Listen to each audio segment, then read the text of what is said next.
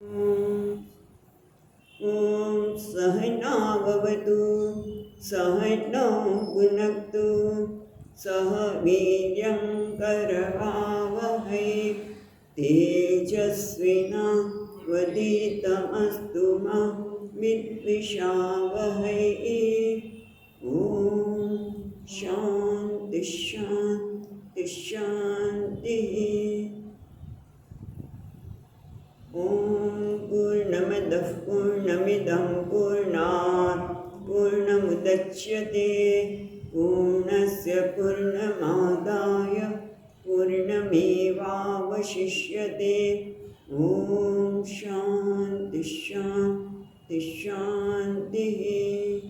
श्रुतिस्मृतिपुराणानाम् आलयं करुणालयं नमामि भगवत्पादं शङ्करं लोकशङ्करं शङ्करं शङ्कराचार्यं केशवं पादरायणं सूत्रभाष्यकृतौ वन्दे भगवन्तौ पुनः पुनः।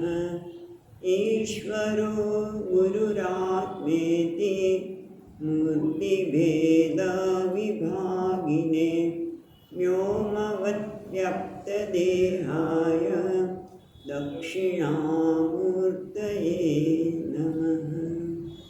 ॐ पार्थाय प्रतिबोधितां भगवता नारायणेन स्वयं व्यासेन ग्रथितां पुराणमुनिना मध्ये महाभारतम् अद्वैतामृतवर्षिणीं भगवतीम् अष्टादशाध्यायिनीम् अम्ब त्वामनुसन्दधामि भगवद्गीते भगवद्वेषिणीम्। यं ब्रह्मा वरुणेन्द्ररुद्रमरुतः स्तुन्वन्ति दिव्यैस्तवैः वेदैः साङ्गपदक्रमोपनिषदैः गायन्ति यं सामगाः। ध्यानावस्थिततद्गतेन मनसा पश्यन्ति योगिनः यस्यान्तं न विदुःसुरगणाः देवाय तस्मै नमः।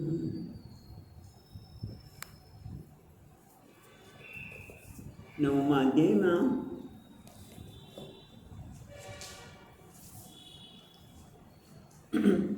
25મા શ્લોકથી બોલીએ।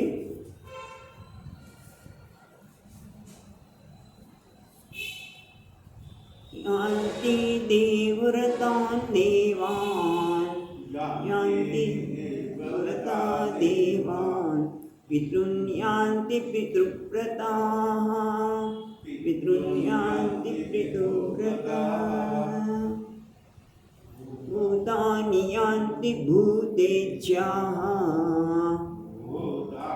यान्ति भूतेज्याः यान्ति मद्याजिनोऽपि मां यान्ति मद्याजिनोऽपि मां पत्रं पुष्पं फलं तोयं पत्रं पुष्पं फलं तोयं यो मे भक्त्या प्रयच्छति यो मे भक्त्या प्रयच्छति तदहं भक्त्युरुपतं तदहं भक्त्युपरुतम् अश्नामि प्रयतात्मनः अस्नामि प्रयतात्मनः।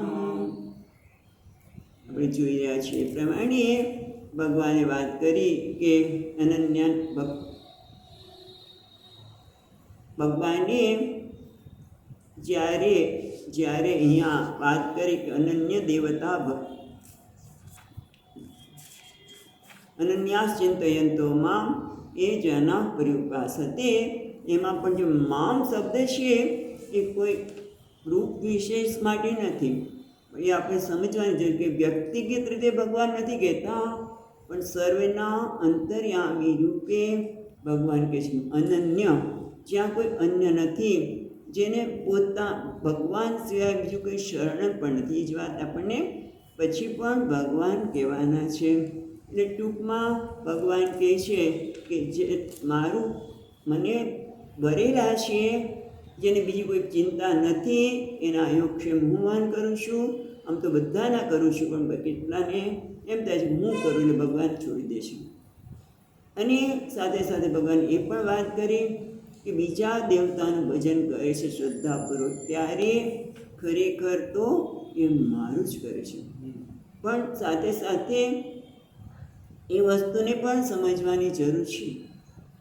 શું કે ભગવાન જ્યારે મામ કહે છે ત્યારે અંતર્યામી રૂપે કહે છે, અને જ્યારે દેવતા રૂપે કે એક દેવતા કે કોઈ પણ દેવતા, ત્યારે કોઈ એક રૂપ વિશેષની વાત કરે છે. એનો અર્થ ભગવાન એ કહેવા માગે છે કે તમે એક અંગને, એક ભાગને જ્યારે આદર આપો ત્યારે બીજા ભાગનો અનાદર થાય.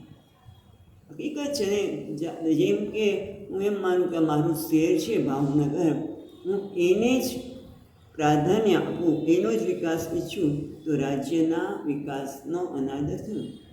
એક વસ્તુને આદર આપીએ એટલે બીજાનો અનાદર થાય. એટલે ભગવાન ઈચ્છે છે બધાને આદર આપે. ખરેખર જોવા જઈએ તો સ્વામીજી કહે કે આદર્શ આ છે કે જ્યાં ભગવાન કે અનન્યાસ ચિંત, હું સર્વનો આત્મા છું, તો એનો અર્થ શું થાય? આદર્શ સ્વામીજી કહે કે હું હિન્દુ છું, મુસ્લિમ છે, સારું છે, ખરાબ છે, પુણ્યશાળી છે, પાપી છે, કોઈના મનમાં ન હોય. પણ સામાન્ય રીતે આપણે જોઈએ છીએ, બાળકોમાં પણ જોવા મળે છે અત્યારે તો સામાન્ય રીતે કે કોઈ વ્યક્તિને જોઈએ હિન્દુ છે, આ બીજી જ્ઞાતિનો છે, તરત જ પ્રતિક્રિયા થવાની. સામાન્ય રીતે આપણે જોઈએ છીએ પ્રતિક્રિયા એટલી બધી થઈ જાય છે નાના બાળકોમાં. હમણાં હું ત્યાં ગઈ ત્યારે વાત કરતી હતી, પેલી નાનકડી દીકરી, એના પિતાજીને કે મા બાપને પણ આ વસ્તુની ખબર હશે કે કેમ ખબર નથી, પણ એ મારી પાસે વાત કરતી કે આમ જોઈને પ્રતિક્રિયા થાય. આ વ્યક્તિને નાના બાળકો તો કરે કે એને કંઈ ખબર નથી, રાગ અને દ્વેષ થાય, અમુકને જોઈએ એની સાથે ઝઘડીએ, એના પાછળથી ચોટલા ખેંચે વગેરે કરી શકે. પણ આપણે તો પરિપક્વ છીએ, તો આપણામાં સંકુચિતતા ન હોય, પ્રતિક્રિયા ન થાય કે સરાહનીય છે એવું કહીશું. કારણ કે જ્યારે આપણે એમ કહીએ કે તમે આ પ્રકારની એક આદર્શની વાત કરી, એટલે આપણે તરત જ કે સ્વામીજી ભૂલી જાઓ છો ઇતિહાસને. ઇતિહાસમાં શું થયું છે અત્યાર સુધી, એની અસર થઈ રહી છે. વાત સાચી છે, પણ આપણે ભગવાનની દ્રષ્ટિ જે છે એની રીતે જોઈએ તો બધા માટે સંભાવ. ભગવાન એ જ બતાવવા માગે છે કે બધા માટે આદર. સંભાવ સરળ નથી, કારણ કે જ્યાં સુધી આપણે ઉપાધિને મહત્ત્વ આપીએ છીએ ત્યાં સુધી પ્રતિક્રિયા થયા વગર રહેવાની જ નથી. આ બ્રાહ્મણ છે, આ બીજી જ્ઞાતિનો છે, આ ત્રીજી જ્ઞાતિનો છે. ખાલી તમે વિચાર કરો કે હિન્દુમાં પણ બીજાને જોઈને આપણે પ્રતિક્રિયા થઈ જતી હોય છે. પણ કેમ? કારણ કે આપણે ઉપાધિને મહત્ત્વ આપીએ છીએ.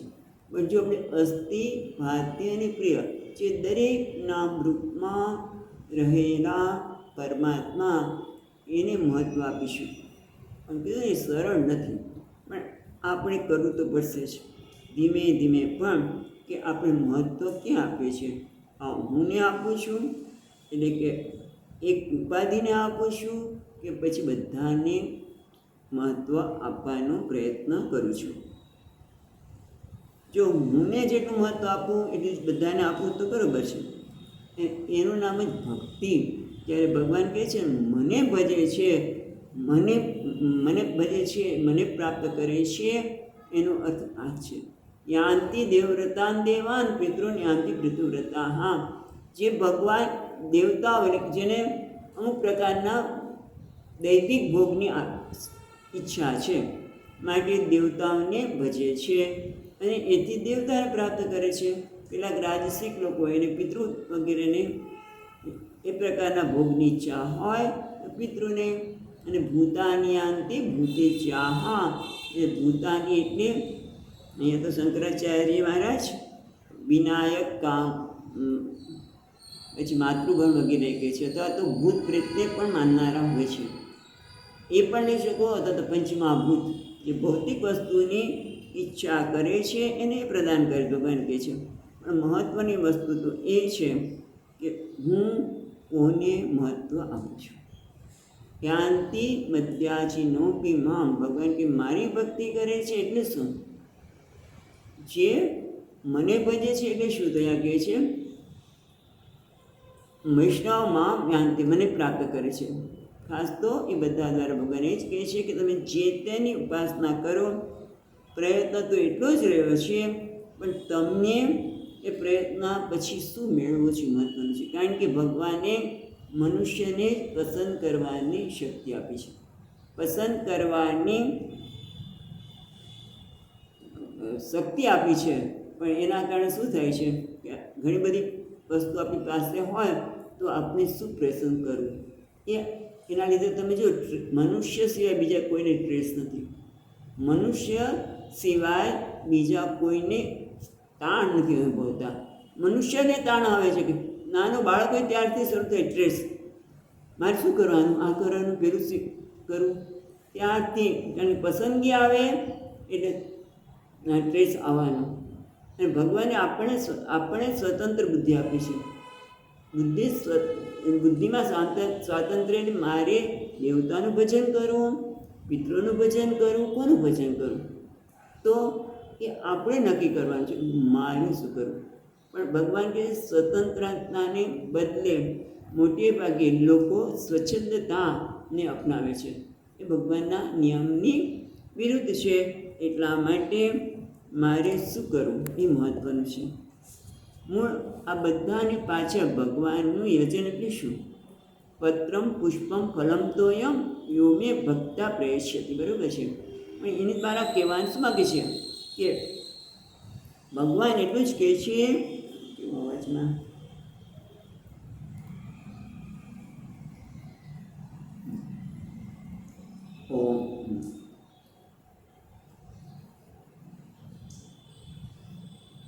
પત્રમ પુષ્પમ ફલમ તોયમ યોમે ભક્તા પ્રયશ્યતિ, એટલે ભગવાનની આ બધા દ્વારા આપણે અર્ચના કરીએ. તો ભગવાનની અર્ચના કરવી એટલે શું? મારા વ્યક્તિત્વમાં, મારા વ્યવહારમાં એ વસ્તુ પ્રગટ થવી છે. ભગવાનની પૂજા કરીએ છીએ પણ એ મારા વ્યક્તિત્વમાં પ્રગટ થાય છે કે કેમ?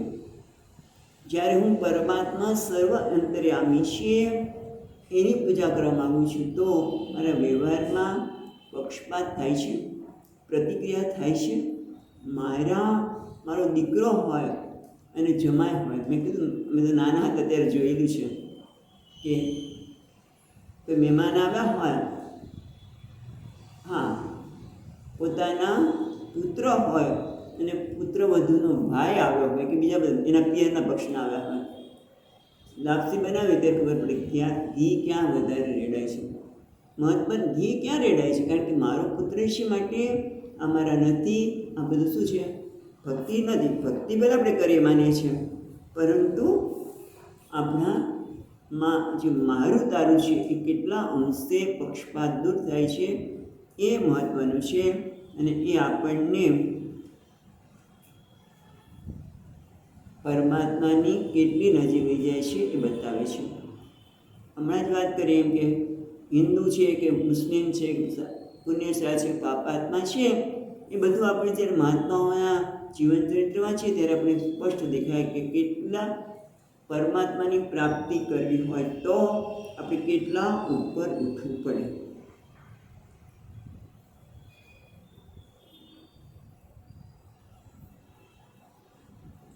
એટલે ટૂંકમાં કેટલા ઉપર ઉઠવું પડે, રાઈટ? એટલે ટૂંકમાં ભગવાને આપણે બધાને માટે ભગવાને જે સ્વતંત્ર પસંદગી કરવાની સ્વતંત્રતા આપી છે એ બતાવે છે કે આપણે કેટલા ઉપર ઉઠી શકીએ. અને એટલે ઉપર ઉઠવાની પણ કોઈ સીમા નથી, નીચે પડવાની પણ સીમા નથી. ભગવાન કહે છે ને ક્ષિપામી વિશતક્રૂરાન ક્ષિપામી, આપણે અધોયોનિમાં એને સતત મૂકી દઉં છું. એટલે ટૂંકમાં ભગવાન કે બધાને પરિશ્રમ તો કરવો જ પડે છે, પણ જે પરિશ્રમ મને પરમાત્માની પ્રાપ્તિ કરાવી શકે આવતો હોય એ પરિશ્રમ આપણે નાની નાની વસ્તુને મેળવવા માટે કરીએ છીએ. અલ્પ સામાન્ય પ્રયાસે મામ એવન ભજન્તે ભજન્તે અજ્ઞાનાત તે અલ્પફલ ભાગ ભવતી. પછી આપણે 26મો શ્લોક જોતા હતા, એમાં જોયું કે પત્રમ પુષ્પમ ફલમ તોયમ યો મે ભક્ત્યા પ્રયચ્છતિ. બરાબર, એમાં પણ ભગવાનનું એક જ છે કે ભક્ત્યા પ્રયચ્છતિ. કારણ ભગવાનને આમ જોવા જઈએ એમને કશું જોઈતું જ નથી. ભગવાન કેવા છે? પૂર્ણ છે. અને આપણને પણ ભગવાનને પ્રાપ્ત કરવા માટે જો આ સમજણ હોય, જેમ સતત આપણને મહાત્માઓ પાસેથી, સ્વામીજી પાસેથી પણ એક જ વસ્તુ સાંભળવા મળે, નિત્ય પ્રાપ્ત. મારો આત્મા નિત્ય પ્રાપ્ત છે, હું પૂર્ણ છું. એટલે હું જે કંઈ કર્મ કરું એનાથી મારે કંઈ મેળવવાનું નથી, ફળ મેળવવાનું નથી. જો એવી સ્પષ્ટતા હોય તો શું થાય કે હું જે કંઈ કર્મ કરું, મહિમનો સ્તોત્રનો પાઠ કરે કે ન કરે, જે કંઈ ભગવાનનું નામ લે, તો એક જ હોય કે હું, શાસ્ત્ર કહે છે હું પૂર્ણ છું, તો હું પ્રાપ્ત છું. આત્મા પ્રાપ્ત જ છે અને આત્મા કે પૂર્ણ છે, આનંદ સ્વરૂપ છે. તો એક જ હોય કે જે કંઈ અવરોધ આવે છે એ આરાધનામાં મારા એ અવરોધ દૂર થાય, બસ. અને એટલા માટે ભગવાન કે પત્રમ પુષ્પમ ફલમ તોયમ મે ભક્ત્યા પ્રયચ્છતિ. પ્રેમપૂર્વક મને જે કંઈ આપે એને હું ગ્રહણ કરું. પ્રયચ્છતિ અહીંયા કે છે ન હવૈ દેવા અશ્નંતિ ન પિબંતી એતદ દેવા મૃત દૃષ્ટવા તુષ્યંતિ. ભગવાન કે છે મને તું ગમે. આપણે અવતાર ધારણ કરે ત્યારે આપણે ઘણું બધું જોયું કે ભગવાને જે આ ગીતામાં કીધું છે એમના વ્યવહારમાં પણ જોવા મળે છે. ગજેન્દ્રએ ખાલી ભગવાનને ફૂલ આપ્યું, જ્યારે મગરનો પગ ખેંચે છે ત્યારે ફૂલ આપ્યું ભક્તિથી, ભગવાન તરત આવીને એને મદદ કરી. સુદામાએ તાંદુલ આપ્યા. મહત્વની વસ્તુ શું છે? ભક્ત્યા એટલે કે પોતાનું મમત્વનો ત્યાગ. ગમે તે વસ્તુ આપો, મમત્વ અને અહંકારનો ત્યાગ, એનું નામ જ ભક્ત્યા પ્રયચ્છતિ. કારણ કે કહે છે નવય દેવા અશ્નંતિ. ભગવાન તો કંઈ જમવાના નથી. તમે 56 ભોગ ધરો ને ભગવાને, તો આપણે જન્માષ્ટમી આવે કે પછી ભાઈબીજ પછી અન્નકૂટ ધરવામાં આવે, 56 ભોગ ધર્યા હોય. કે ગણપતિ હમણાં ચતુર્થી આવે, ગણેશજીને લાડુ ધરીએ. આપણે ખબર છે ન સ્તનથી ભગવાન ક્યારેક કોઈનું અંદરથી એક લાડુ ખાતો નથી કે નથી કશું પીતા. જો લાડુ ખાઈ જાય તો આપણે વિચાર કરીએ કેટલા ભગવાનને ધરવા. કારણ કે આપણે બતાવે ને કે ભગવાન ગણપતિને ધર્યા હોય, ભગવાનને એને બહુ ભાવે, બધા લાડુ ફટ અંદર જતા રહે, આખી થાળી ખાલી થઈ જાય. એવું તો નથી. ખાલી એટલે કહે છે ના, એ તો ખાલી એની અમી દ્રષ્ટિ પડે ને એનાથી જ એમને તૃપ્તિ પણ થઈ જાય છે. અને અમી દ્રષ્ટિ પડે એટલે આપણા માટે એ જ વસ્તુ પ્રસાદ બની જાય છે. અને તમે જુઓ એક તુલસી પત્રવાળું જળ હોય, ભગવાનને તુલસી પત્ર આપીને જળ આપ્યું હોય અને એ જળને તમે ગ્રહણ કરો, એનો એક સ્વાદ જ જુદો હોય છે. કંઈ બીજું આપણે નાખ્યું નથી. ભગવાનને એની વસ્તુ શું કરે છે? આપણે કશું કરતા નથી. કંઈ પણ બનાવ્યું હોય અને ભગવાનને ધરીએ અને એ જ વસ્તુ એમ પછી પાછા પ્રાણાય સ્વાપાને સ્વા એમ બોલીને ખરેખર એ વખતે એને ભાવ છે. પ્રાણાય સ્વા અપાના સ્વા એને ફટાફટ ભગવાન ધરીને લઈને છે. એક વસ્તુ છે. તમે જોજો વૈષ્ણવ લોકો કેટલી વખત ભગવાન પાસે રાખી મૂકે. ભગવાનને બધું ભાવે છે, એને જે ભાવે છે મૂકે. હજુ આવે છે તો એનું એ જ, એમાં તો કંઈ ફેર પડવાનું જ નથી. પણ એ ખાઈ નથી જતા એટલે આપણે વિચાર પણ કરીએ, પણ એની જે અમી દ્રષ્ટિ થાય છે એટલે કહે છે દેવતા અમૃતમ દૃષ્ટા દુષ્યંતિ. ભગવાન તો એમ જોવે ને એનાથી જ એમને સંતોષ થઈ જાય. ભગવાનને કંઈ જતું નથી, કારણ કે પોતે કેવા છે? પૂર્ણ છે, તૃપ્ત છે. માટે ભગવાન તો એટલું જ કહે છે કે તું જે કંઈ કરે ને એમાં તારું વ્યક્તિત્વ, આ જે પત્રમ પુષ્પમ ફલમ તો એમ બરાબર છે, ભક્ત્યા પ્રયચ્છતિ તદ અહમ ભક્તિ ઉપરુતમ અશ્નામી પ્રયતાત્મન. જે પ્રયતાત્મ છે, જે શુદ્ધ હૃદયવાળો છે, એ ભક્તિપૂર્વક મને આપે છે. એટલે કે જ્યાં એનો મમકાર કે અહંકાર નથી. અને એટલું જ નહીં, એના વ્યક્તિત્વમાં આપણે પ્રગટ થતા દેખાય છે. કારણ કે આપણું વ્યક્તિત્વ આ બધા દ્વારા એ કહેવાય ને વિકાસ પામવો છે, સર્વાંગી વિકાસ. આપણે ખરેખર ભગવદ્ ગીતા શીખવાડે છે. ભગવાને અર્પણ કરે છે ત્યારે ભક્તિપૂર્વક કરીએ, પણ બીજા સાથે વ્યવહાર કરે છે ત્યારે એમાં પક્ષપાત છે, પ્રતિક્રિયા છે, શું છે એ સતત જોઈએ. ઇવન બીજું આજે બહુ સુંદર હતું કે શ્રાવણ માસ દરમિયાન કે કોઈ પણ ભગવાનની ભક્તિ કરતા હોય ત્યારે આપણી વાણી કેવી હોય, તો કે કોઈને દુઃખ થાય નહીં. પણ દુઃખ થાય ક્યારે કે પછી ખરેખર આપણે કોઈને દુઃખ થાય એવું બોલવા માગતા જ નથી, પણ અંદર કંઈક ઉણપ ચાલતી હોય, ભય લાગતો હોય, બીક લાગતી હોય. માણસ જૂઠું કેમ બોલે છે? જૂઠું બોલવું તો કોઈને નથી ગમતું. મારી સાથે કોઈ જૂઠું બોલે, મને ગમતું નથી, તો બીજાને કેમ ગમે? પણ બોલાય કેમ જાય છે? કારણ કે અંદર ડર છે, ચિંતા છે. એટલે એ બધામાંથી મુક્ત થવું, એનું નામ ભક્તિ. શ્રાવણ મહિનાની ભક્તિ આપણે વાત કર્યા કરીએ છીએ કે શ્રાવણ મહિનામાં બહુ ભક્તિ કરી, પણ ભક્તિ એટલે આ જ જ્યાં મને કોઈ પણ પ્રકારનો ડર જ ન હોય, મારે કોઈ લઈ જશે એવી ચિંતા ન હોય. ચિંતા, ડર એ બધું ન હોય તો આપણી ભક્તિ ખરેખર દીપી ઉઠે. અને એટલા માટે ટૂંકમાં સંવાદિતા, ભગવાન અહીંયા કહે સંવાદિતા આવે, સર્વાંગી વિકાસ આવે. જેમ સ્વામીજી વાત કરતા કે રમણ મહર્ષિ પાસે જઈએ એટલે તરત કહે હું કોણ છું, બોલ. સીધી આપણે જ્ઞાનની વાત. કોને દુઃખ થાય છે, કેમ આમ થાય છે?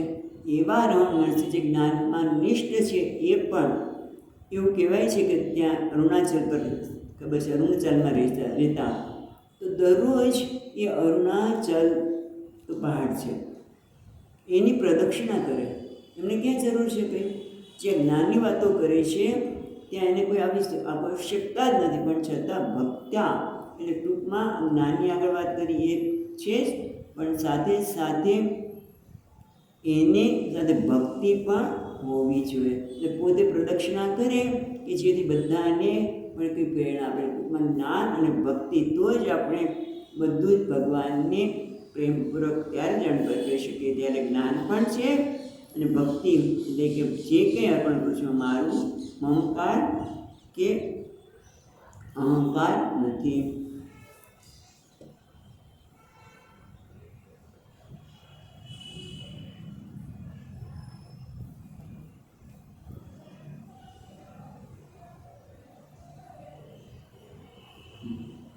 હવે આપણને ભગવાન આગળ કહે છે કે શ્રીદામાની બધી વાતો કરી, ત્યાં ટીકા કરી યાદ અપાવે છે. પણ હવે આપણે જોઈએ કે કેવી રીતે ભજન કરું. તો ભગવાનને ભક્ત્યા પત્ર પુષ્પ, ટૂંકમાં અનાયાસ તમને જે સહજતાથી મળે એ તમે મને અર્પણ કરો. હા, સ્વામીજી કહે ને એ દરરોજ આપણે ભગવાન પાસે જે લઈ આવીએ, મંદિરના આશ્રમ હોય તો આશ્રમના મંદિરમાં જતા હોય તો ત્યાંથી જ ફૂલીને ભગવાન આપે. ત્વદીય વસ્તુ ગોવિંદમ તુભ્યમ સમર્પે, તારી જ વસ્તુ તને આપું છું. પણ પછી બીજા દિવસ પાછા મમકાર ને અહંકાર પાછા આવી જાય તો એનો ચાલે. એ રાત જ કોઈ પણ ક્યાં લાગે મેરા. સ્વામીજી તો હંમેશા આ ગાયન તે વસાવે કે લક્ષ્મીજી કહેજો ભગવાન તમારો ભક્ત કેટલો મહાન છે, બધું તમને અર્પણ કર્યું. ભગવાન કે લક્ષ્મીજી કે મને તું જોતો ખરી કે બધું તમને લાગે છે આટલી ભક્તિ છે એનામાં, બરાબર, તો તમે કંઈક એના માટે કરતા નથી. ભગવાન કે તું જોતો ખરી કે બે દિવસ આવે પાછું જો એ રાત જ કોઈ પણ ક્યાં લાગે મેરા. એટલે ભગવાન લક્ષ્મીજી સામે જોઈને કે રોજે રોજ કહે છે પણ એ પોતાનો અહંકાર કે મમકાર અર્પણ કરી શકતો નથી. ટૂંકમાં આ શ્લોકમાં ભગવાન એટલું જ કહે છે કે તું અનાયાસે જે પણ મળ્યા, પણ એની પાછળ તારો કોઈ અહંકાર કે મમકાર, એમાં મહત્વ બુદ્ધિ ન હોય છે એ વસ્તુમાં, તો એ મને સહજતાથી સ્વીકારે છે. એટલા માટે પણ આપી શકે જે પ્રયત્નાત્મના હોય તે, જેનું અંતકરણ શુદ્ધ હોય તે. હવે એને કેવી રીતે ભક્તિ કરવી જોઈએ એ આપણને પ્રકાર બતાવે. 27મો શ્લોક. યત કરોષી યદસ્નાસી યદસ્નાસી યજ્જુહોસી દદાસી યજ્જુહોસી દદાસી યત્તપસ્યસि કૌન્તેય તસ્યસि કૌન્તેય તત્કુરુષ્વ મદર્પણમ એટલે ભગવાન કહે છે પત્ર પુષ્પની સહજ મળીની વાત કરી અને એથી પણ આગળ કહે છે ભગવાન કે યત કરોષી તું જે કંઈ કરે, યત કરોષી યત અસ્નાસી જે કંઈ ગ્રહણ કરે જમે, આમ તો અસ્નાન કરવું એટલે જમવું, ભોગવું, યત જોશી જે કંઈ કદાચ હોમ કરતો હોય તે એ, યત દદાસી હોમ કરે જે કંઈ આપે દાન કરે વગેરે, તપસ્યસી તપ કરે, તત્પુરુષોમ અર્પણમ બધું તું મને અર્પણ કર. તો હવે આપણે જોઈએ તો પેલા કહે છે યત કરોષી. શંકરાચાર્ય મારે તો એટલું જ કહે છે યત કરોષી એટલે સ્વતઃ પ્રાપ્ત, તને જે કંઈ સહજતાથી જે કંઈ તારા ભાગ્યે કર્મ આવ્યો હોય એ તું કર્મ કરતો હોય તેને સ્વતઃ પ્રાપ્તમ. અને યત કરોષી શાસ્ત્રાત વૃત્તિ અપી રાગાત પ્રાપ્તમ ગમનાદિ, એટલે શાસ્ત્ર વગરનું પણ તું જે કંઈ કર્મ કરતો હોય એમાં કોઈ રાગ વગર સહજતાથી જે કંઈ ગમનાદિ, તમે બહારગામ જતા કંઈ પણ કરતા હોય કે ક્યાંય પણ જતા હોય ત્યાં રાગ પણ ન હોય કે દ્વેષ પણ ન હોય. અને પછી કહે છે યત અસ્નાસી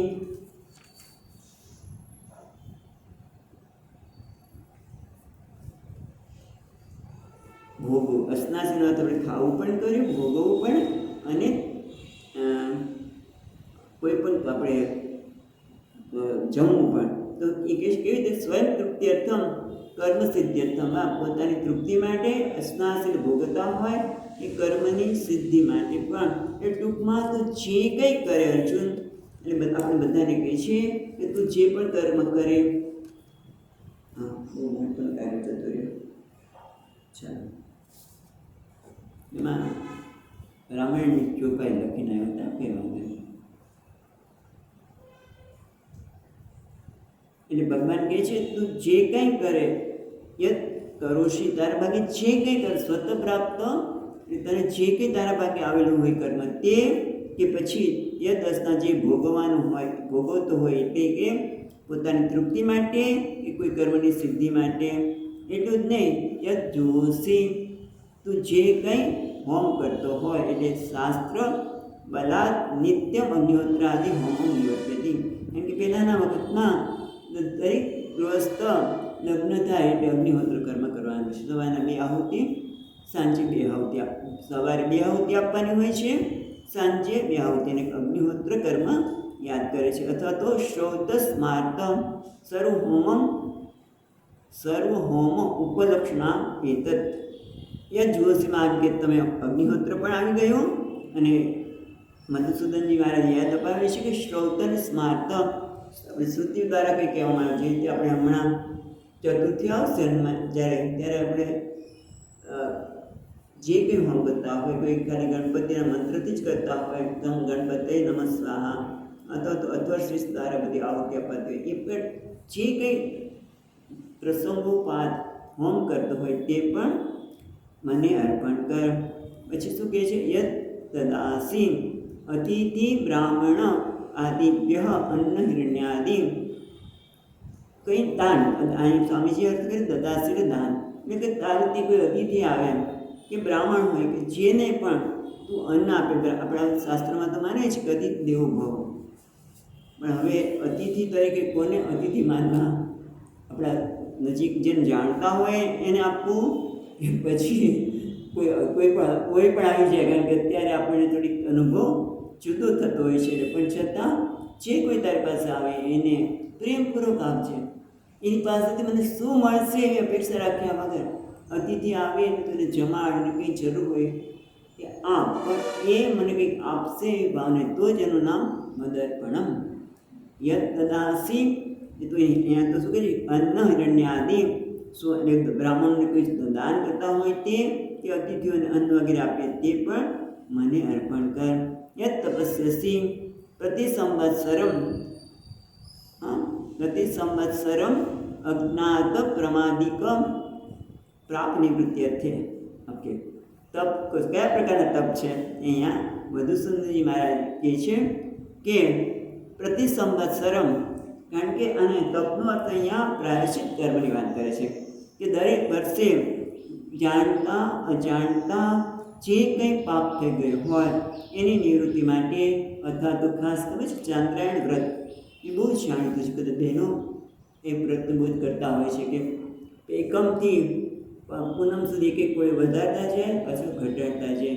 એ ચાંદ્રાયણ જે કંઈ કરે તે અને કહે છે ઉત્સૃંખલ પ્રવૃત્તિ નિરાશાયાથમ.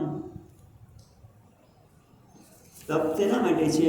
તો કે મનમાં જે સહજ ઇન્દ્રિયોની જે ઉત્સૃંખલ વિષયોમાં દોડવાની વૃત્તિ હોય છે, વિષયોને ગ્રહણ કરવાની વૃત્તિ હોય છે, એ ઉત્સૃંખલ વૃત્તિ નિરાશારાથમ શરીર ઇન્દ્રિય સંઘાત સંયમાદિ, એ શરીરના સંઘાતને અને ઇન્દ્રિયોનો સંયમ કરવા માટે પણ તું કરે એને તપસ્યામાં લઈ લે છે.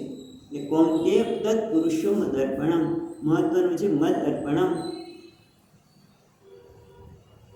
મદ અર્પણમ યથાસાત તથા કરું, એટલે જે રીતે મને અર્પણ થાય એટલે શું? ભલે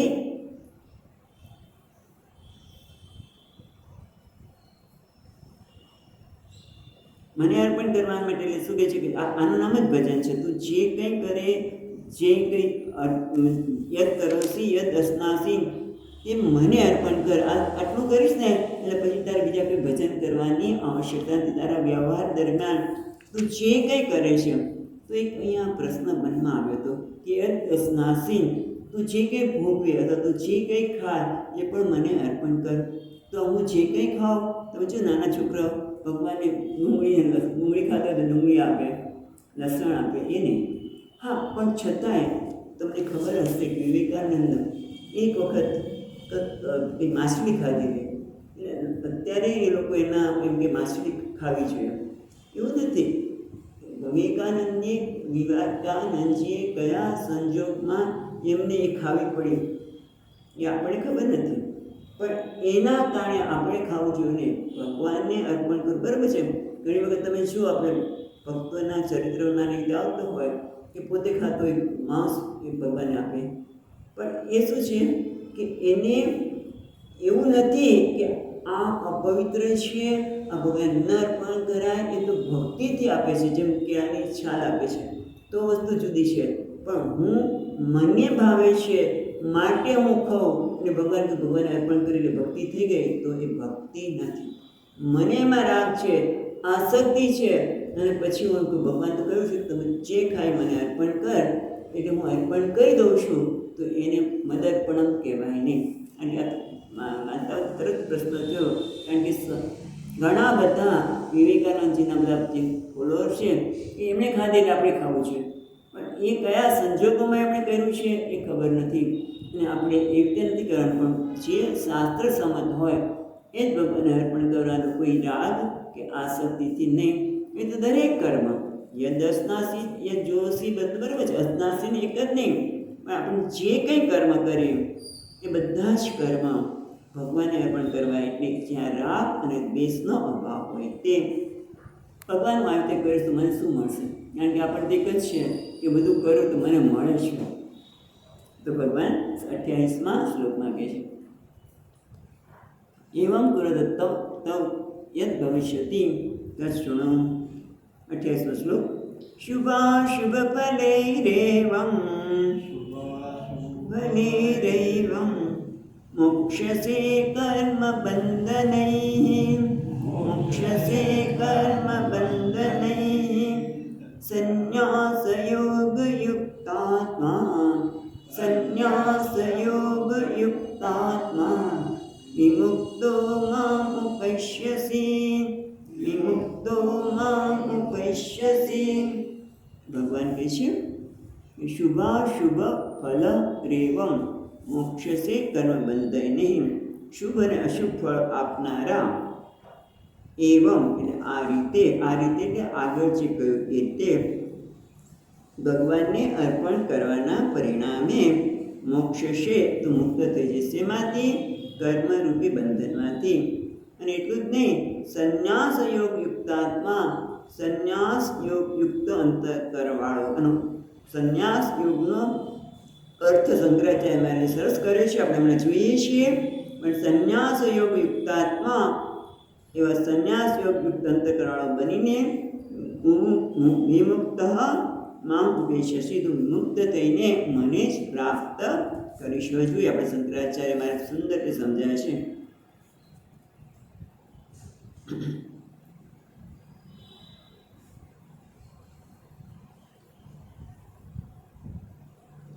શુભ અને અશુભ કર્મ એટલે કે ઇષ્ટ અને અનિષ્ટ, જે આપણે શુભ કર્મ કરીએ એટલે કે પુણ્ય કર્મ કરીએ, સંવાદિતા પરમાત્માને ખ્યાલમાં રાખીને, નિયમને ખ્યાલમાં રાખીને જે કંઈ કર્મ કરીએ એને કહેશું આપણે શુભ કર્મ. અને અશુભ એટલે કે જ્યાં અપેક્ષા છે, જ્યાં કંઈક આસક્તિ છે અને ત્યાં નિયમનો ભંગ થવાનો, પરમાત્માની સંવાદનો નિયમ છે એમાં ભંગ થવાનો. અને એટલા માટે ભગવાન કહે છે કે શુભાશુભ ફલૈરેવમ મોક્ષસે કર્મબંધ નહીં. એટલે કે શુભ અને અશુભ કર્મ તો છે જ, એનું ફળ તો મળવાનું જ છે. પણ જ્યારે તું મદર્પણ મને અર્પણ કરીશ એટલે શું થયું? નિષ્કામ ભાવે. આપણે વાત કરી કેટલી બધી વાર વિસ્તારથી કે ભગવાનને અર્પણ કરવું એટલે જ્યાં મમત્વ, મારાપણા, માલિકીનો જે ભાવ છે, અહંકારનો ભાવ છે, એ અહંકારના ભાવને જેટલા અંશે આપણે દૂર કરી શકીએ એટલા અંશે આપણે ભગવાનને અર્પણ કર્યું કહેવાય. એટલે મદર્પણ એનું જ કહે છે ને કે મને અર્પણ કરવાથી શું થશે? તો કે સાંભળ, કે જે કંઈ મદર્પણ મને અર્પિત કરવાથી શું થાય?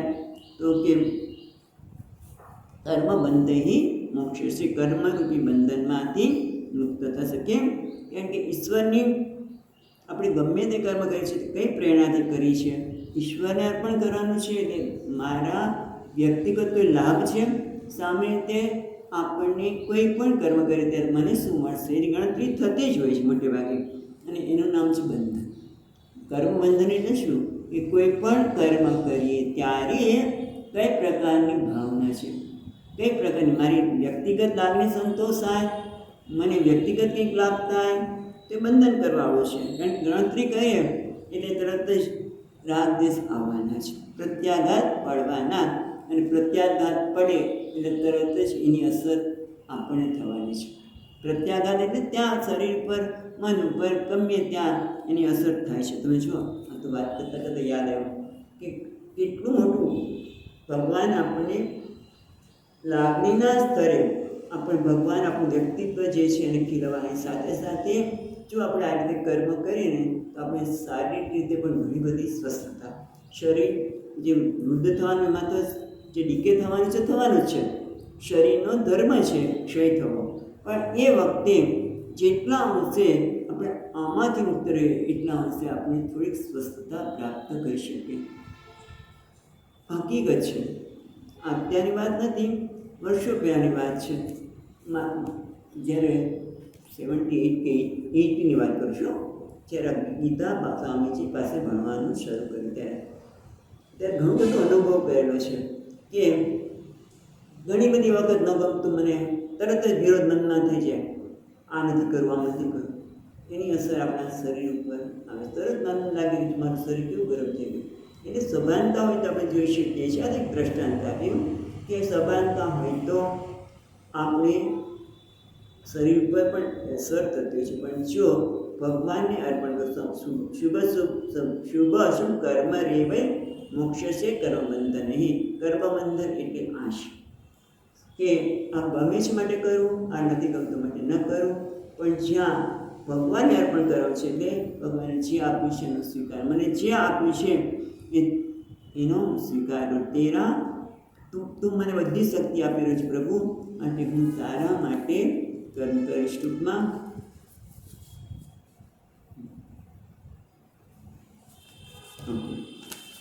હવે મહત્વનું છે સંન્યાસ યોગ યુક્ત માં ઉપેક્ષી. સંન્યાસ યોગ એટલે કર્મબંધન એટલે ટૂંકમાં જે પ્રતિક્રિયા થાય છે એનું નામ કર્મબંધન. રાગ અને દ્વેષ હોય ત્યાં પ્રતિક્રિયા થવાની એનું નામ કર્મબંધન. અને જ્યારે ભગવાન અર્પણ કરે છે એટલે કે મને જે આપે છે ભગવાન આપેલું છે, મારું નથી, મમકાર અને અહંકારનું અર્પણ કરે ત્યારે શું થાય છે? સંન્યાસ યોગ યુક્તાત્મા વિમુક્તો મામ ઉપૈષ્યસી. સંન્યાસ એટલે શું? સંન્યાસ યોગ નામ સંન્યાસ ચ અસો મત સમર્પણ તયા કર્મત્વાદ યોગ.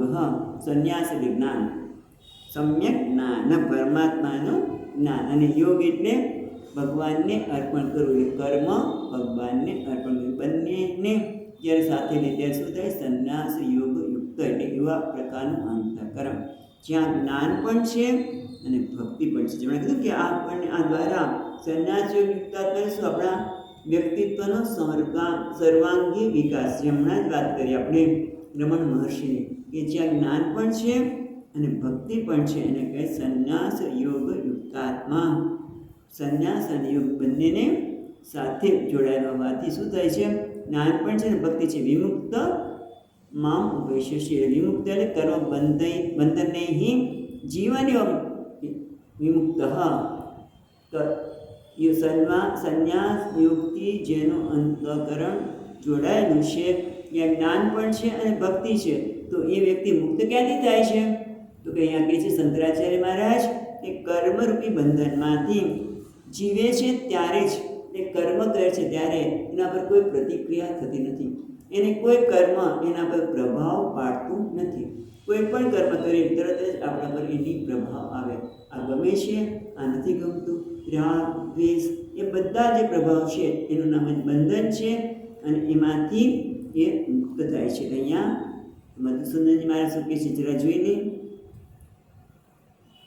સંન્યાસ યુક્તાત્મા સંન્યાસ સર્વકર્મણાં ભગવતી સમર્પણમ એવ યોગ એવ ચિત્તશુદ્ધત્વાत् યોગ તેન યુક્ત શોધિત આત્મા અંતઃકરણ યસ્ય સત્તમ त्यक्त સર્વકર્મા કર્મબંધનૈ જીવન એવ મુક્ત છે.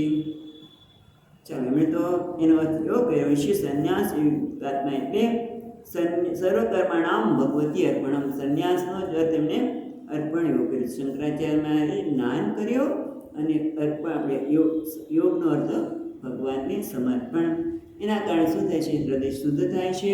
અંતઃકરણ શુદ્ધિના લીધે એ જ્ઞાનમાં સમ્યક જ્ઞાનમાં નિષ્ઠ થાય છે અને એના કારણે છે. પછી મહારાજ મધુસૂદનજી મહારાજ કહે છે સમ્યક દર્શનેન અજ્ઞાન આવરણ નિવૃત્ત્યા. સમ્યક દર્શનના કારણે એના હૃદયમાં રહેલું પરમાત્માના અથવા તો આત્માના સંદર્ભમાં રહેલું અજ્ઞાનની નિવૃત્તિ થાય છે. હમણાં જ આપણે વાત કરી કે આત્માને આપણે પ્રાપ્ત કરવાનો નથી. પરમાત્મા સર્વના હૃદયમાં રહેલો છે આત્મા રૂપે, પણ એને જાણવાનું છે. એ જાણવાનું છે એટલે કે જે અજ્ઞાન છે, આવરણ, જ્યાં સુધી પરમાત્માની પ્રાપ્તિ ન થાય ત્યાં સુધી મારું મન બહેરું રહેવાનું છે. હું આ કરી લઉં, પેલું કરી લઉં, એટલે અતૃપ્તિ, અજંપો જેટલા અંશે દૂર થાય છે એટલા અંશે આપણે પરમાત્માને જે આત્મા રૂપે રહેલો છે એને પ્રાપ્ત જ છે અને પ્રાપ્તિનો અનુભવ કરે છે.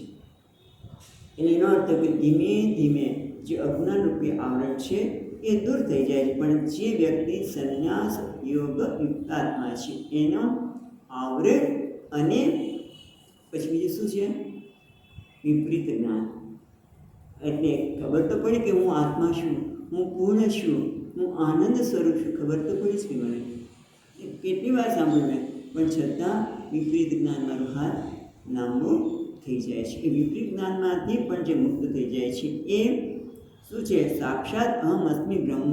એને સ્પષ્ટ થઈ જાય છે કે આ આત્મા જ બ્રહ્મ છે, પૂર્ણ છે. આનંદ માટે આનંદ મેળવવા માટે ભટકવાની જરૂર નથી. બધી કર્મ કરે છે પણ આનંદની પ્રાપ્તિ માટે નહીં. એ કર્મ કરે, કારણ કે ગૃહશાસ્ત્રમાં હોય કે પછી કોઈ સંન્યાસી બનીને કોઈ સેટઅપમાં હોય. સમજી કે તમે કોઈ સંસ્થામાં જોડાયેલા હોય, કોઈ સેટઅપમાં હોય તો ત્યાં તમારે કોઈ કર્તવ્ય તો રહેવાનું જ છે. એટલે જે કંઈ કરતા હોય પણ એની પાછળ એને કંઈ મેળવવાનું છે, પ્રાપ્તિ છે, એ મને રહેતું નથી. સંન્યાસ યોગ યુક્તાત્મા જીવન એ હોય જ્યારે જીવે છે ત્યારે. અને પછી અહીંયા શંકરાચાર્ય મહારાજ કહે છે માં ઉપેશ્યતિ વિમુક્તો માં ઉપેશ્યતિ, એટલે કર્મબંધનથી જીવન છે ત્યારે મુક્ત થાય છે. પતિતે અસ્મિન શરીરે માં એષ્યસી ગમિષ્યસી, અને જ્યારે આ શરીર પડી જાય એનું ત્યારે શું થાય છે તો કે છે મને પ્રાપ્ત કરે છે. એટલે ત્યાં ઉપનિષદમાં આવે છે કે જ્યારે એનું શરીર પડી જાય છે તો આ શરીર શેનું બને છે? 16 કળાનું. એ બધી કળા પૃથ્વી તત્વમાં મળી જાય છે, જળ તત્વ આ શરીર જે તત્વ બને છે એ તત્વમાં મળી જાય છે.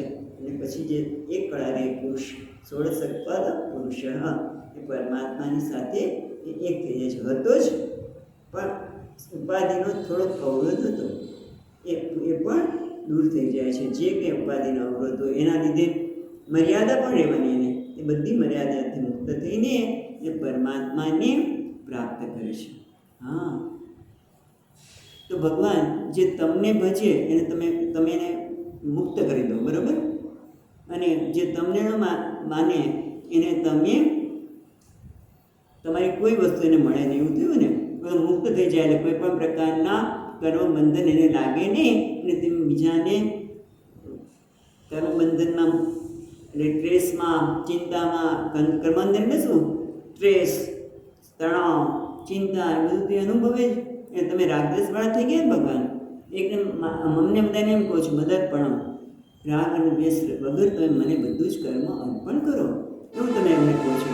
અને તમે પાછા તમે જ મમત્વ રાખો છો, અમારો ભક્ત છે માટે મુક્ત કરો છો, એવું તમે કરો છો ને ભગવાન. તો કે ના, રાગ દ્વેષમાં હિત હરી ભગવાન પણ રાગ દ્વેષવાળો થઈ ગયો. તો કે ના, ભક્તાન અનુગૃહ્ણાતિ નૈતરાન, ભક્તોને અનુગ્રહણ કરે છે અને બીજાને અનુગ્રહ કરતા નથી, એવા થયા. તો કે ના, એ માટે 29મા શ્લોકમાં કહે છે. તમે પણ ભગવાન પક્ષપાત કરો છો? તો કે ના. હવે ભગવાન પોતાના સ્વરૂપનું વર્ણન કરે છે. હા, 29મા શ્લોકમાં સમોહમ સર્વભૂતેષુ ન મે દ્વેષ્યોસ્તિ ન પ્રિયઃ ये भजन्ति तु मां भक्त्या मयि ते तेषु चाप्यहम्. એટલે ભગવાન કહે છે તને એવું લાગે છે કે હું રાગ દ્વેષવાન છું. ના, પોતાનું સ્વરૂપથી ભગવાન કેવો છું? સમોહમ સર્વભૂતેષુ, બધા પ્રાણીમાં હું સમાન રીતે રહેલો છું. બધા પ્રાણીમાં અંતર્યામી રૂપે હું સમાન રીતે રહેલો છું. ન મે દ્વેષ્યોસ્તિ ન પ્રિય, કોઈ મને એકદમ પ્રિય પણ નથી કે કોઈના માટે મને દ્વેષ પણ નથી. મારું ભજન કરતા હોય એ મને પ્રિય પણ નથી, દ્વેષ પણ બીજા માટે નથી. પણ એ ભજનથી તું મામ ભક્ત્યા મયી તેષુ ચ અપી અહમ, જે મને ભક્તિપૂર્વક ભજન કરે છે એ મને એની ભક્તિ મને પક્ષપાતી બનાવે છે. હું પક્ષપાતી નથી, પણ એ કોણ બનાવે? ભક્તિ. અને એના કારણે ભક્ત્યામય, તે મારામાં ભક્તિના કારણે તે મારો છે અને તે શું છે? હમ, અને હું તેનો છું. ખ્યાલ આવ્યો? પોતાના સ્વરૂપની દ્રષ્ટિએ શું છે? તો કે સચ્ચિત આનંદ સ્વરૂપે, નિરાકાર રૂપે, એક કોઈના માટે એનો દ્વેષ પણ નથી અને પ્રિય પણ નથી. એના માટે શંકરાચાર્ય મહારાજ સુંદર દ્રષ્ટાંત આપે છે. અને મધુસૂદનજી મહારાજ આનાથી કંઈક જુદું દ્રષ્ટાંત આપે. બંને દ્રષ્ટાંત બહુ સુંદર છે. તો અહીંયા શંકરાચાર્ય મહારાજ કહે છે કે સમોહમ સર્વભૂતેષુ, સમ એટલે તુલ્ય, બધા પ્રાણીમાં હું સમાન રીતે રહેલો છું, ઓછું પણ નહીં, વધારે પણ નહીં. અને એટલા માટે કોઈ મારી પાસે મને પ્રિય પણ નથી, દૂર પણ નથી, પ્રિય પણ નથી ને દ્વેષી પણ નથી. એના માટે કહે છે દુરસ્થાનામ તથા યજ્ઞ શીતમ ન અપનયતિ સમીપમ ઉપસર્પતા અપનયતિ તથા અહમ ભક્તાનમ અનુગૃહ્ણાતિ નૈતરામ. શંકરાચાર્ય મહારાજ કહે છે કે જેમ અગ્નિ કહે છે કે અગ્નિનું કાર્ય શું છે? ઠંડી દૂર કરવી. પણ જે વ્યક્તિ દૂર રહેતો હોય, મારાથી દૂર હોય અગ્નિકેતુ, તો હું એને કેવી રીતે ઠંડી દૂર કરું? પણ જે મારી નજીક આવે એની ઠંડી દૂર થઈ જાય. એટલે હું તો બધાને, મારો સ્વભાવ છે બધાની ઠંડીને દૂર કરવી. હું કોઈના પર પક્ષપાત કરતો નથી. અગ્નિ કે છે જે મારી નજીક આવે એની ઠંડી દૂર થાય, જે મારાથી દૂર રહે તેની ઠંડી દૂર થાય નહીં. એમ ભગવાન કહે છે હું તો બધા માટે સમાન જ છું, પણ જે મારી નજીક આવે છે એટલા માટે ભક્તાન અનુગૃહ્ણામિ, જે મારી નજીક આવે છે એના પર હું જ્યારે અનુગ્રહ કરું છું તમને લાગે છે. હું અનુગ્રહ નથી કરતો ખરેખર તો. અગ્નિ કે બધા માટે મારે સમાન છે. કોઈ પણ વ્યક્તિ આવે એટલે ઠંડી દૂર કરું, પણ હું બધા માટે સમાન છું. પણ જે વ્યક્તિ દૂર રહે તો શું કરું? એમ ભગવાન કહે છે હું બધા માટે સમાન છું. મને કોઈ પ્રિય પણ નથી, દ્વેષી પણ નથી, પણ જે મારી નજીક આવે છે એને હું એના પર અનુગ્રહ કરું છું. ભક્ત છે એને અનુગ્રહ કરવાનું કારણ એટલું જ છે કે મારી નજીક આવે છે. એ ભજંતી તું મામ ઈશ્વરમ ભક્ત્યા મયી તે સ્વતઃ એવ ન મમ રાગ નિમિત્તમ ઇતિ વર્તન્તે. એ ખરેખર ભક્તિને લીધે એ મારી પાસે આવે છે, અને એટલે કોઈ રાગથી એને મારો કરતો નથી કહેતો. અને એ પણ ભગવાન પાસે કંઈ મેળવવા માટે નહીં. શરૂઆતમાં ભલે ભગવાન પાસે મેળવવા માટે ભગવાનની નજીક જાય છે, પણ છેવટે તો ભગવાનને જાણવા માટે જાય છે. એ બધા જ સ્વભાવના લીધે જે ભક્તિનો સ્વભાવ છે. અહીંયા મધુસૂદનજી મહારાજ કહે છે કે સર્વત્ર વિદ્યમાન સવિત્ર પ્રકાશમ સ્વચ્છા. એ દ્રષ્ટાંત વધારે સુંદર છે કે સૂર્ય તો બધાને સરખો પ્રકાશ આપે છે, પણ જો દર્પણ હોય એટલે કે દર્પણમાં શું છે કે તમારું સૂર્યનું પ્રતિબિંબ સ્પષ્ટ પડે. અથવા તો બીજી દ્રષ્ટિએ જોયું કે આપણે અરીસામાં જોઈએ તો આપણું પ્રતિબિંબ સ્પષ્ટ દેખાય, પણ આ ભીતમાં જોઈએ તો ન દેખાય ને. એટલે એવી રીતે અહીંયા જ કે છે સવિત્રી સૂર્યનો પ્રકાશ બધે છે, પણ સ્વચ્છ દર્પણમાં એ એકદમ પ્રગટ થાય છે. ન સચ્ચે ઘટાદો, ઘટ વગેરેમાં એનું પ્રતિબિંબ પડતું નથી. એ રીતે એટલે દર્પણે રજ્યતે ન, દર્પણ માટે સૂર્યને દર્પણ એને રાગ છે એવું ન કહી શકાય, અને ઘટ વગેરેમાં એને દ્વેષ છે એમાં પ્રકાશતા નથી એવું કારણ નથી. કારણ શું છે? શુદ્ધતા, સ્વચ્છતા. એમ જેનું અંતઃકરણ, ભક્તનું અંતઃકરણ શુદ્ધ છે એવું મેં પ્રગટ થયું છું. બાકી મને બધા માટે સમાન છે, પણ જેને અંતઃકરણ શુદ્ધ થયું છે એને જાણે કે હું અનુગ્રહ કરું છું. અને બીજાને કારણ કે અંતઃકરણ શુદ્ધ નથી એટલે કે રાગ દ્વેષ છે, એનું અંતઃકરણ જગતના પદાર્થોમાં અટવાયેલું છે કે મારા અનુગ્રહનો એ અનુભવ કરી શકતો નથી. વિશેષ આપણે પછી જોઈશું. ઓમ પૂર્ણમદઃ પૂર્ણમિદં પૂર્ણાત પૂર્ણમુદચ્યતે પૂર્ણસ્ય પૂર્ણમાદાય પૂર્ણમેવાવશિષ્યતે. ઓમ શાંતિ શાંતિ શાંતિ. શંકરં શંકરાચાર્યં કેશવં બાદરાયણં સૂત્રભાષ્યકૃતૌ વંદે ભગવन्तौ પુનઃ પુનઃ. ઈશ્વરો ગુરુરાત્મેતિ મૂર્તિભેદવિભાગિને વ્યોમવદ્વ્યાપ્તદેહાય દક્ષિણામૂર્તયે નમઃ. ઓમ શાંતિ શાંતિ શાંતિ. હરિ ઓમ. શ્રી ગુરુભ્યો નમઃ. હરિ ઓમ.